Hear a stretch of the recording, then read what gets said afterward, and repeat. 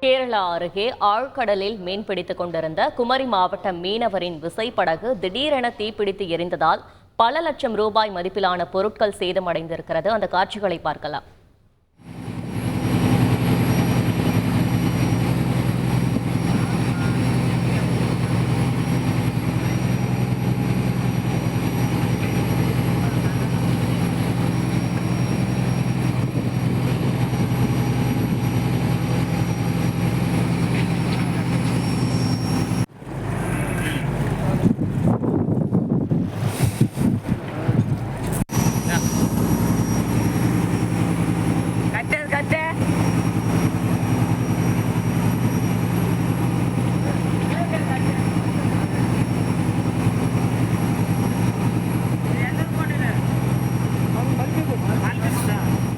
இது குறித்த கூடுதல் தகவலை செய்தியாளர் ராஜேந்திர பிரசாத் வழங்கிட கேட்கலாம். ராஜேந்திர பிரசாத், வணக்கம்.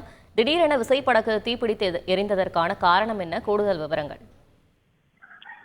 வணக்கம். அதாவது குமரி மாவட்டம் கொல்லங்கோடு அருகே நீரோடி மீனவ கிராமத்தை சேர்ந்த ராபி என்பவருக்கு சொந்தமான படகில் கேரள மாநில துறைமுகத்திலிருந்து நேற்று முன்தினம் ஆழ்கடலுக்கு மீன்பிடிக்க சென்றுள்ளனர். இவர்கள் ஆழ்கடல் பகுதியில் மீன்பிடித்துக் கொண்டிருந்த போது திடீரென இந்த படகின் முன்பக்கமானது இதனை சேர்ந்த மீனவர்கள்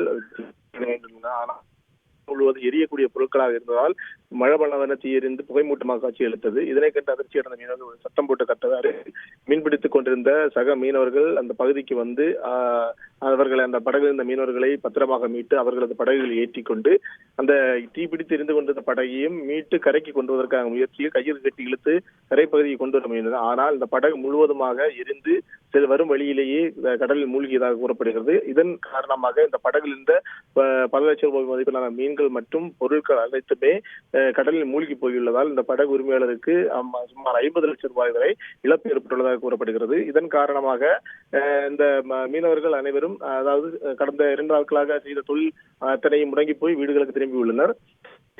இந்த விபத்து ஏற்பட்டதால் மீனவர்கள் மேற்கொண்டு என்ன செய்வது தெரியாமல் பிரித்து வருகின்றனர். தற்போது விபத்து சம்பந்தமான காட்சிகள் வைரலாகி வருகிறது. விவரங்களுக்கு நன்றி ராஜேந்திர பிரசாத். செய்திகளை உடனுக்குடன் தெரிந்து கொள்ள உடனே சப்ஸ்கிரைப் பண்ணுங்க.